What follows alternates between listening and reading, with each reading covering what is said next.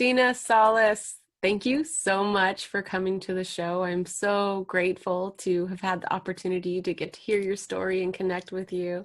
Can you tell us a little bit about who you are and what you're up to? Yeah, my pleasure. Very much a pleasure to be here. So thanks for the invitation. So who am I? I'm a 36-year-old new mom of a 6-month-old who's been playing with TikTok lately, which is how you found me. But I've been, obviously lived for the last 36 years, but really the last 12 years, I've been doing some deep deconstruction on myself and my identity and who I thought I was, which was very much, from my perspective, a programmed from childhood, from my family, from my economic situation, from my culture, from the city I lived in, from the people around me, from the country I'm from, the world as a whole kind of, helped design this idea of who I thought I was. And so I was very timid and very shy, but I was also very playful and expressive. And I had questions. I had a lot of questions, like everybody. What is the purpose of this life? Why am I here? What am I supposed to do? Feeling like I did have a deep purpose, like there was something, and feeling like I was waiting in the wings. And when was my moment going to come? And and one day I was on YouTube and I came across some videos from a community talking about some things like self-forgiveness and self-honesty and self-responsibility, and the idea that the world as a whole reflects the inner being of who I am. And it struck me so deep, that point of responsibility in terms of what I see in this world, not just the good, but the very bad, the starvation, the neglect, the poor, the poverty, seeing that and realizing that's a part of me and I'm contributing to that in some way. And so I dove into this community and started practicing the teachings and the principles and tools that I had, which was really self-forgiveness and this idea of responsibility, self-responsibility, and what it means to practically live being the change I want to see in this world. Who am I in my family? Who am I in my relationships? Who am I in relation to everything, And so that process began then of me investigating and reflecting and forgiving who I saw I was in relation to everything. And I was addicted to marijuana. I was addicted to drinking. I was addicted to cigarettes. I was serving tables, which is not, not to say that's a bad thing, but I didn't really have a sense of self of this is who I am and this is what I want to do. I had just questions, but I didn't have confidence. I didn't have trust. I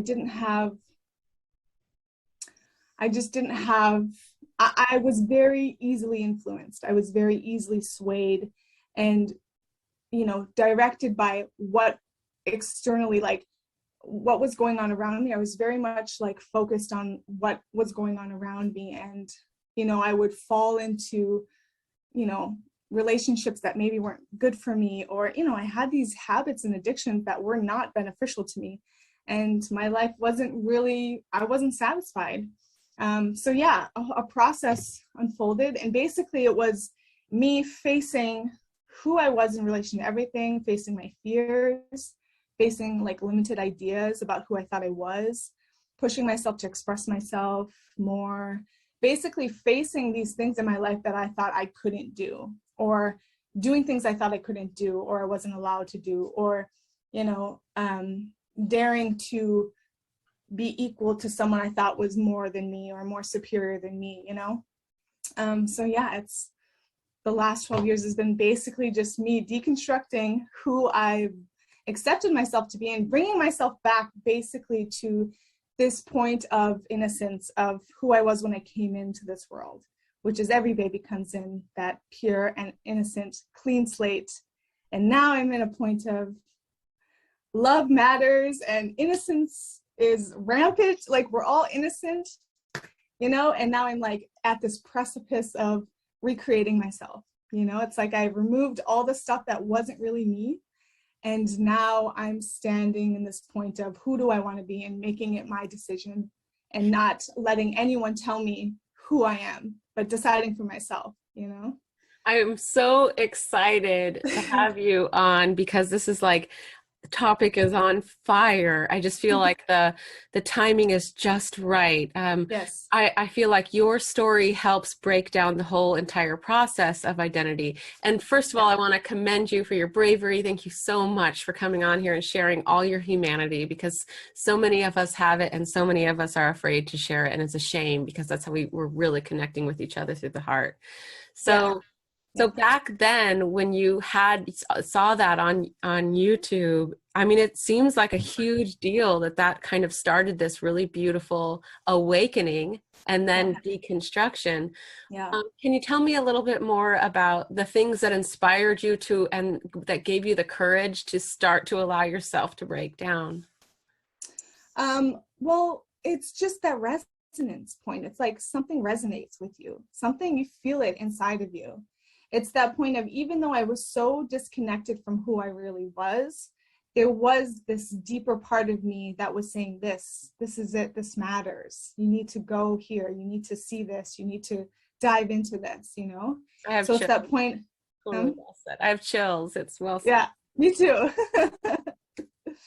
um, which is I'm learning only recently as I've reconnected to my body how much the chills matter, you know? So it's great. But yeah, it's just that resonance. Like before that, I'll say I was already into spirituality. I was, you know, reading all sorts of books. I was into the Abraham Hicks creating my reality, and I was going to this like spiritual community weekly, and I was really like diving into this spirituality, and I was really enjoying it.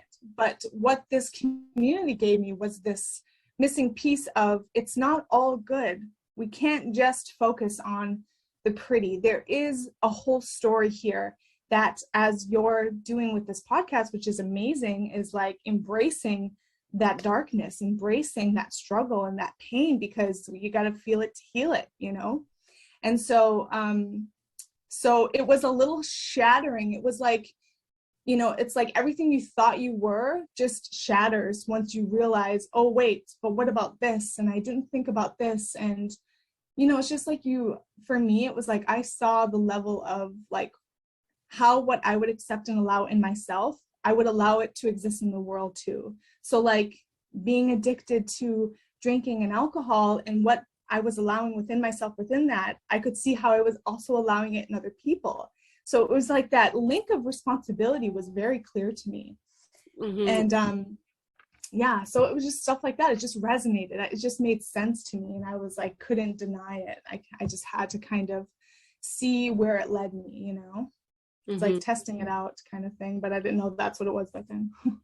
Yeah, I feel like, you know, there's a whole beautiful process when we talk about this awakening, and you called it like something that resonates with you. And then we move into that deconstruction.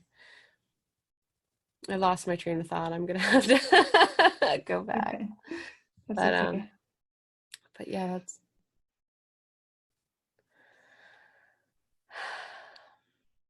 so I guess I just want to say that you know, yeah, I used to drink wine every day too. So I think that Mhm. when you're ready and you help, you know, you're able to step up to the next level. Um, I think that, you know, there's that parenting that we have to do to ourselves. I think I heard you talking about that, and it was like, it really meant a lot to me. Am I correct that you were mentioning Mhm. that, like that? Can you tell us about that again? Because that was just, for Yeah. when you're doing this work and when you're going Mhm. through deconstruction, you Mhm. have to be able to love yourself enough to, and have a tool bag and have Yep. some tools to get you back up on your feet, because you can stop, and when you're deconstructing, you look at your garbage and it's sad. You're like, oh my Yes. gosh, I have to process this, I have to learn from this is Yeah. hard. Yeah. And so when you said that in one of your TikToks, I was really moved by your Mhm. tool bag and how it's resonating with others. So Mhm. Yeah. So yeah.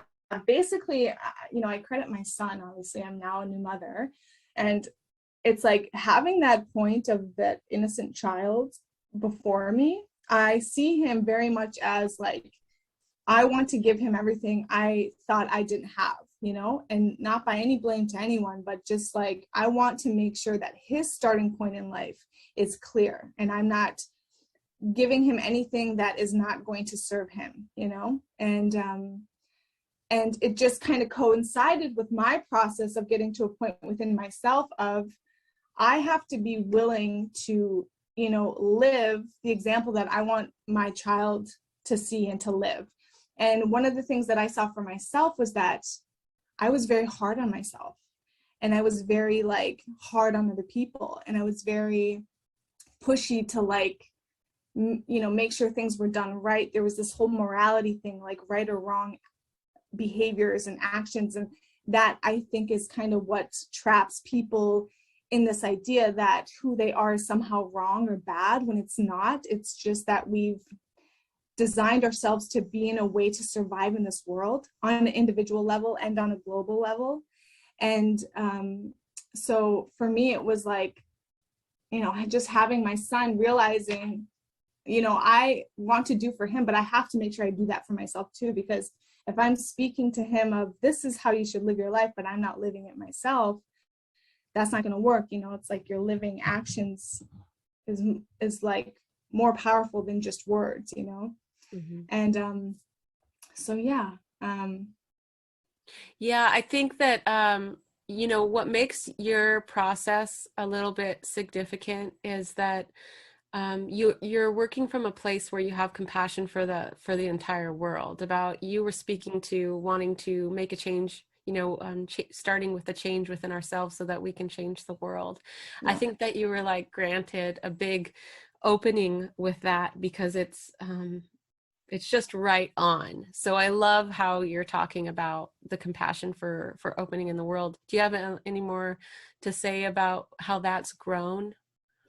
Yeah, well, so that is a new realization, because I, for a long time, when I first got into my process 12 years ago, it was very much of the world is bad. The world is a problem. The world, the way it's set up, is an issue. And for the last 12 years, as I'm working on my internal, I'm still seeing the world, the external, as a problem.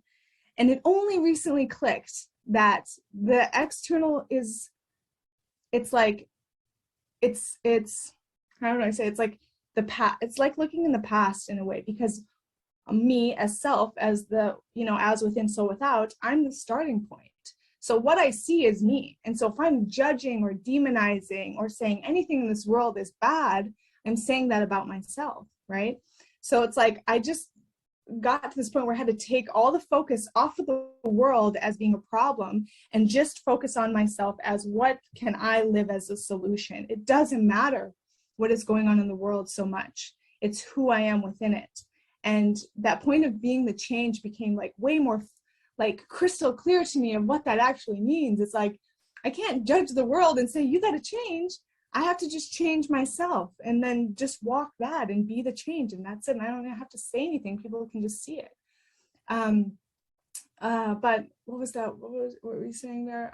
About the, oh, so the compassion point for humanity was like this point of realizing that I, for until recently, did still see people as problems, and the world as problems, and the systems as problems.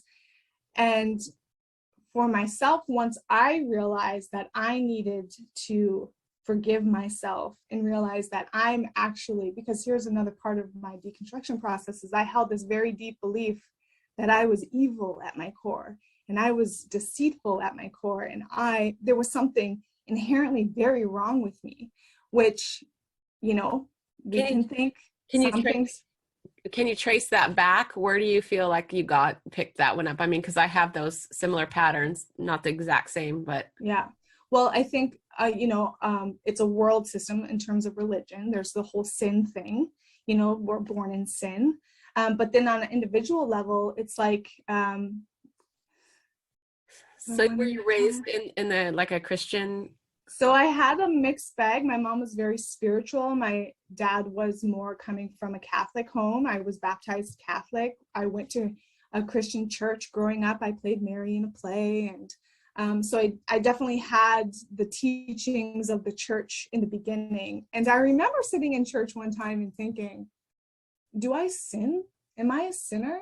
And I must have been, I mean, before the age of 7, having that thought. And then I remember being worried about when and if I sinned, you know? So it was like there was this really deep point within me of like, I am deceitful at my core. There is something inherently wrong with me. And once I realized, no, actually, I am pure and innocent at my core, everything changed in terms of my focus became so much more clear. You know, it's like my perspective just became so much more focused in terms of, oh, okay, so the world is not the problem. We're all innocent. We're all coming from innocence. We've all just lived trying to survive because we haven't known any better. You know, it's like that point when we just didn't know any better. That point of forgive them, they don't know. You know, we didn't know. So that was a big point of coming into, you know, realizing that like, I don't have to be hard on myself because I'm not bad. And once I saw that innocence in me, then I'm like, oh yeah, so everyone, now I can see everyone else is innocent too. Like no one does anything wrong. Everyone's just doing what they can based on what they know, based on what they've lived, you know? So it's like, if you have that understanding that everyone's actually coming from innocence, then no one's to blame. And it's like, takes such a weight off, you know? And So, yeah. so then we get to ground zero. Like, you know, you had commented on one of the TikToks when I was talking about identity, and I was like, it was just a slam dunk.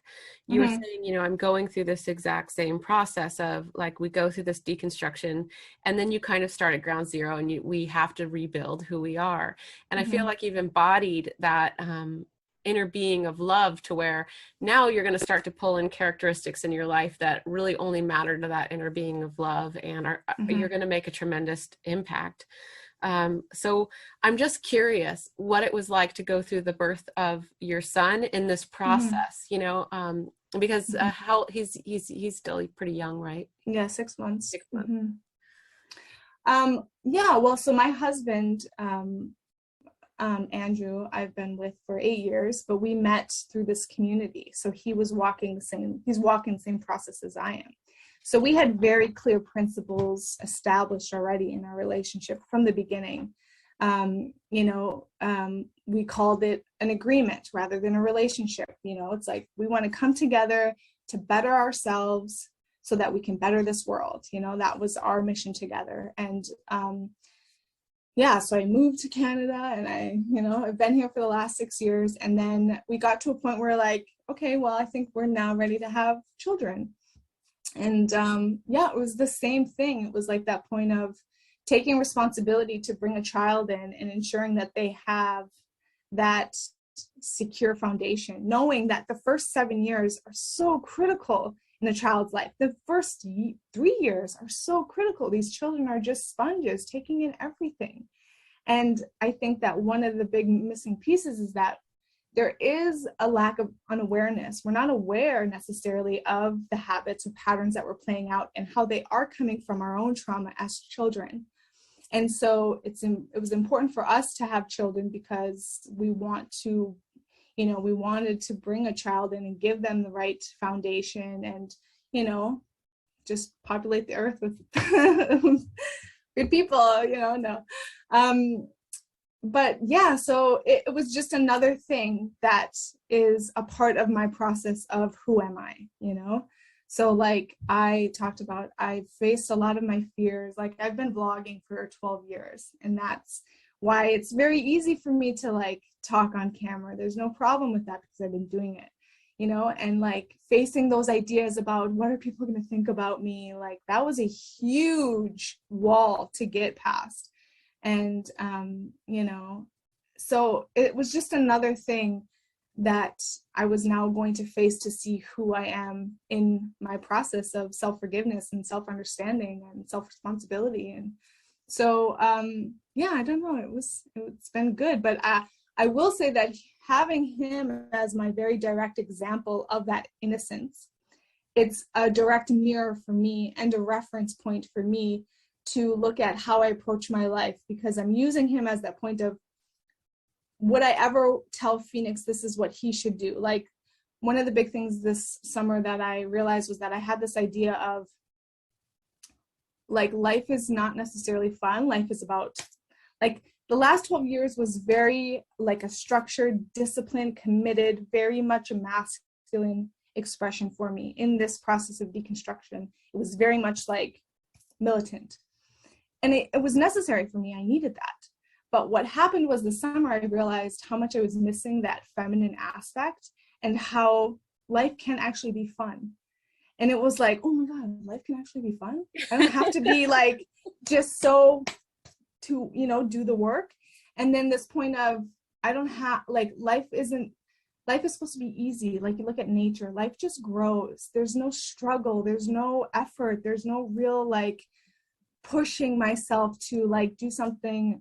You know, it's the idea of that I have to push myself to do something I don't really want to do, like work 9 to 5 for someone else. You know what I mean? Like, this idea that it just was like all these like core ideas started coming up. And it was like, do I want Phoenix to believe this? Do I want my son to have this idea? Do I want him to believe that life is hard?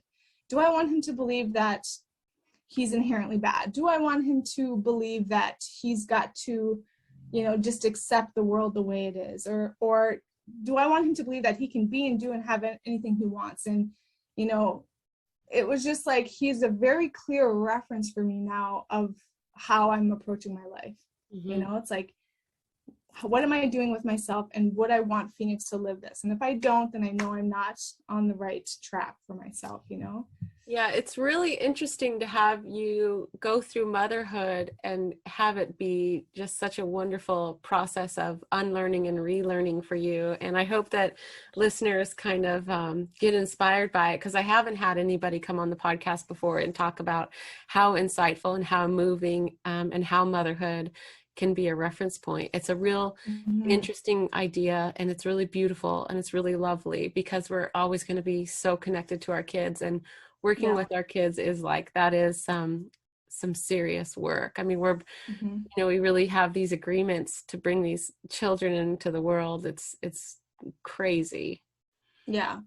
And it's, you know, I've heard too that like you heal your inner child, you know, through your children. There's that whole process. And I really feel like that is what is happening, because his birth is very much aligning to me being at that point where I am dealing with the core programming from my childhood, where it's like I'm at those very beginning foundational beliefs that were instilled in me that I just accepted, but maybe I don't want actually a part of my life, that maybe I want to change that, you know? So it is a very cool alignment in terms of his birth and me. It's like he's coming into the world and I've been walking backwards to my point of birth in a way, you know? And it's like we're now synced up. And so I really feel like he's now growing and I'm growing with him. He's learning to walk. I'm learning to walk with this new understanding of how I want to approach my life, which is I want everybody to know that there's nothing wrong with them, and that life is supposed to be fun and life is supposed to be joyful, and we can live our passionate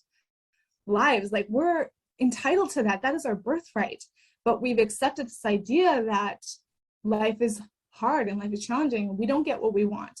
And we have to fight, you know, and there's competition. And if one person wins, then another person has to lose. And I just don't believe any of that anymore. And it's like this realization of, I have a right to decide what I believe in. And I'm not going to believe anything that diminishes me or my son or anyone else, you know? Did, with your awakening and transformation, did you start to naturally have boundaries, and did those come into play? And can you break down, like did you give up drinking and smoking pot all at once, and then it just, or what was that process like? The boundaries, I would say, the boundaries started in the beginning. It was kind of just seeing like who I was. And I was very much just aimless girl, kind of just floating through life, not really sure what was going on, just filled with questions. And I would have these like bouts of experience, like I was smoking pot every day, I was smoking cigarettes. And within me, I knew there was an addiction here, there's a dependency here. I can't not do this thing. And so I knew that that is not something I want to live, because it's this idea that I can't live without this thing, you know? So it's like, let me remove this and see who I am without it, you know? It's kind of like I shaved my head at one point because it's like I placed so much emphasis and value on the way that I looked. So let me take my hair away and who am I? You know, it's like seeing who you are without this, all this stuff we think we need. And so I would say I gave myself a lot of boundaries in the first 12 years. And now the boundaries is more like, it's not about what I do, where it was before about what I did. You know, it's like I stopped drinking, I stopped smoking, I stopped doing drugs, I stopped like partying, I stopped socializing much. I kind of just were with people that I felt resonated with me. And I was just very clear on certain actions I was doing every day. Like I said, I was being very militant. So I had very like strict boundaries on myself in the beginning and up for the last 12 years. And now it's shifted a bit where it's like, it doesn't matter what you do. It's about who you are. You know, it's totally about who you are. You can test it out. You can play, explore. Like it's that point of the child's expression again. It's like life is meant to be explored and experienced. It's just who we are within it. That's really the key point that matters more than anything. It's who you are. Are you doing this because you think you need it, because it's filling some void, or are you doing it because you want to try it out and you want to experience it? Like there's no hidden agenda around it, you know? So it's that point of, so now the boundaries is more of being clear that I don't care what anyone thinks and I can't care what anyone thinks, and not focusing on what other people are doing. Let people live. It's that phrase of live and let live, you know? And someone said to me also recently this summer that I really liked was, you do you, you know, you do you. You live your life, take care of yourself, do what you want to do, because that matters, because your life matters, you know? We only have this one life as far as we know. And so it's like, make the most of this life. So the boundaries shifted. They're more for me to make sure that I'm staying in my lane in terms of I'm creating the life that I want to create, and I'm expressing the way that I want to express, and I'm living the example that I want this world to see. And I don't care what anyone else is doing. I want other people to live that way, so I have to live that way, you know? Yeah, so like your boundaries began and then they kind of turned into these really beautiful values. Yes. It's, you know, it's just a beautiful, beautiful process. Yes, it's definitely principles. I had very clear principles of, you know, consistency and creating stability in my life, and being very like committed, and, you know, doing what I say I would do, and just, you know, like being quote unquote a good human, like, you know, not having secrets, not lying, like being honest, being direct. How do I speak directly, you know, like, but what it's led me to is this point of like, be free. You're a free being. Be free, have fun, explore, don't judge, live your life and let others live their life. And I feel like if I can do that within myself and exemplify that, then others can see that that's possible for them too. And we can free ourselves, you know, it's like, we don't need the world to change. We can actually change. So I feel like when we really transcend our emotions, a lot of times we're drinking or smoking pot or doing all these Yeah. things because we're self-medicating to kind of find Yes. a rebalance in our life. Yeah. And it takes us to feel our emotions, as you said. We got to feel it in order to heal it. Mm-hmm. Um, but it takes consciousness, you know, that awareness to be able to feel that, to allow that sadness and be Yeah. like, okay, what does it mean? Did you Mm-hmm. have, you know, you were explaining to me that you had a process where you were a little bit militant in the beginning. Mm-hmm. Did that militant kind of set up, give you that space and gentleness to be able to unravel those feelings of like anxiety that came up, depression, I'm assuming, because it seems to, when we quit habits, we tend to deal Yeah. anxiety and depression. Yeah, for sure. Yeah.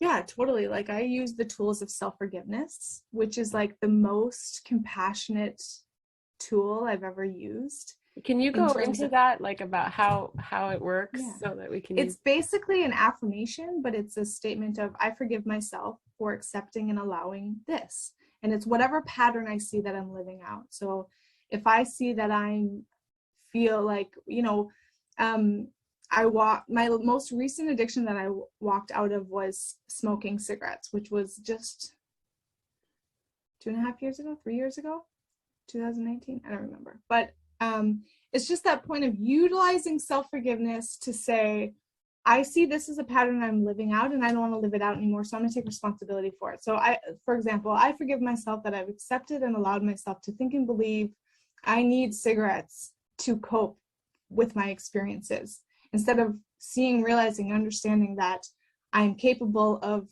facing myself and understanding who I am and releasing and healing, So basically it's just it's an affirmation statement, but it's very specific in terms of where you're forgiving what you've accepted and allowed. And even though we were all children and we were all exposed to, there was a level of enforcement that happened to us, there is also then a level of responsibility as we get older to change that, because no one can change.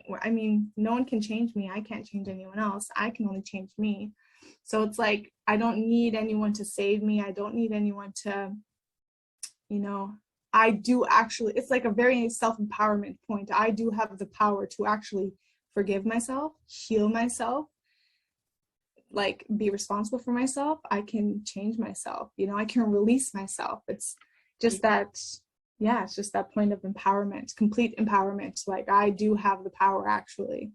I love it because it all starts with that act of forgiveness. Whereas a lot of times people, when they're moving through their patterns of addiction, they berate themselves. They're like, how could you do that? Why'd you mess up?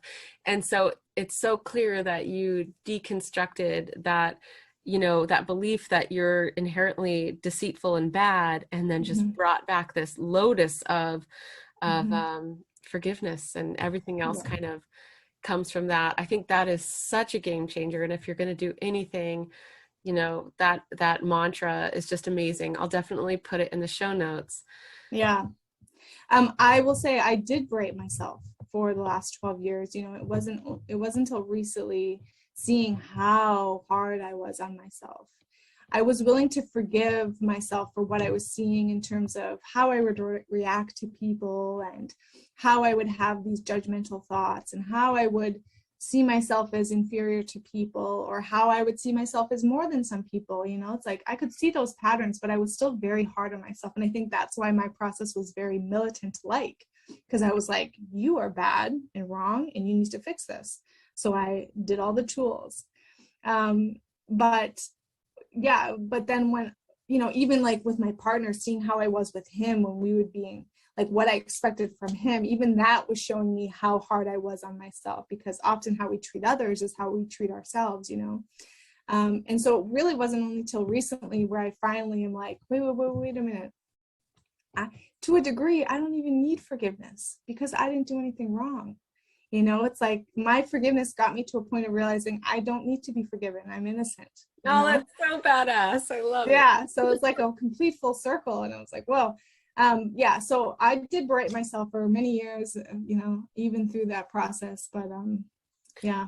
Yeah. And I really love how you explained, how we judge other people, or how we see ourselves less than or more than.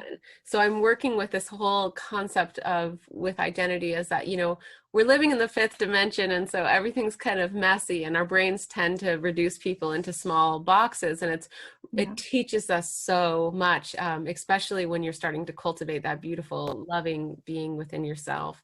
And I just hope that the message gets through, that see those patterns so you can lift them, because we don't have to see the world. As you've said, you don't have to judge the world as bad. We don't have to categorize or reduce anyone else in our life. And we can treat ourselves as gold. Everybody a lot of people have this worthiness issue.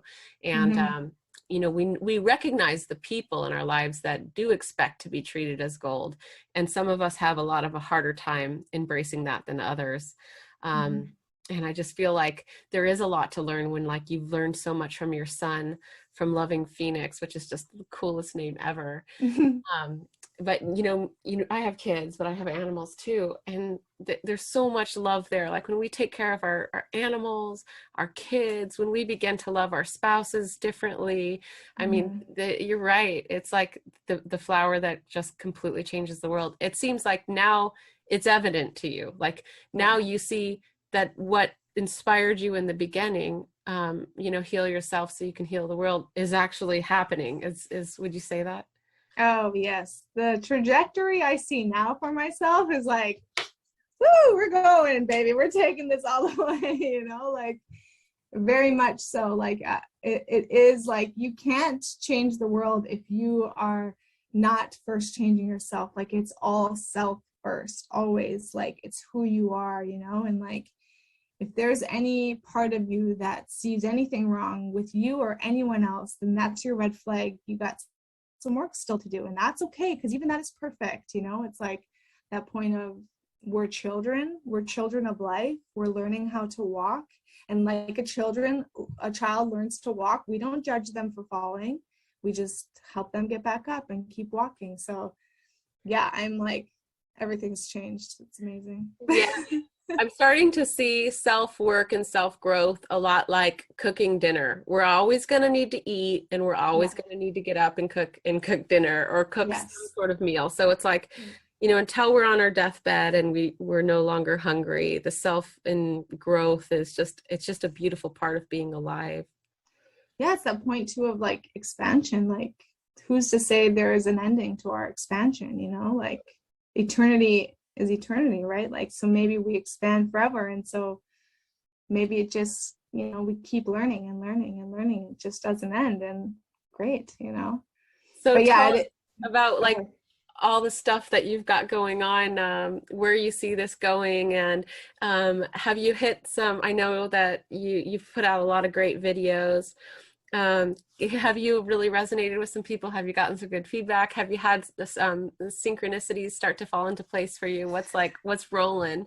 Yeah, well, so another full circle for me was that this summer I started asking that question again of how do I create my reality? Because for a long time I stopped that for the past 12 years, and I'm like, it doesn't matter. I have work to do. I have to fix myself, you know. And it was just like, I can't have my head in the clouds while there's people starving. Like that was kind of where I was at back then. And so I dropped that question and that, you know, whatever. But the question came back, and I was like, how do I create my reality? Started listening to Abraham Hicks again, and it was immediate. Everything was just like confirmation, confirmation, confirmation, confirmation everywhere, you know? And the thing about the Abraham stuff and how it aligns to the, you know, the process I've been walking. The group is called Destiny, so it's the Destiny process I've been walking.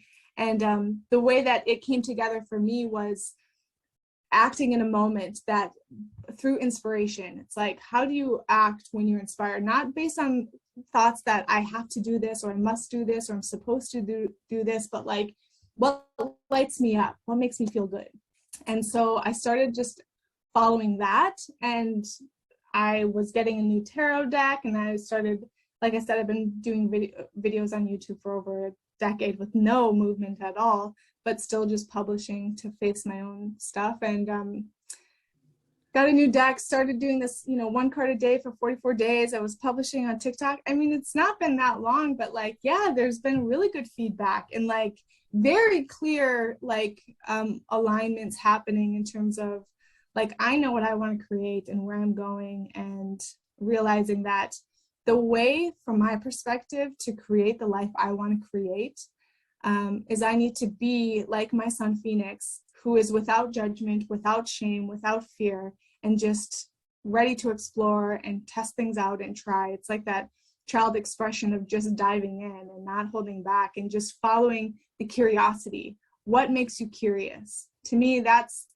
my path unfolding. That's my lotus flower opening, is what makes you excited and curious, and to follow that. And so that's kind of what I've been practicing the last few months, and that's what, you know, lined us up here, is, you know, just spending time on TikTok and getting really, you know, into what an amazing community on TikTok in terms of, you know, people with the same kind of perspective. And yeah, so it's like I'm currently living in Canada, and we get a year maternity leave, like paid, which is amazing because I'm from the States also, and we don't have that in the States. So so I'm currently on a year off paid leave, and so I'm, you know, raising my son, but then I'm also like very passionate about like sharing a healing perspective to the world, because I've changed myself and I've empowered myself, and I see what is possible and how far we can go. And so I want to empower other people to do the same thing. So I'm using social media to do that, and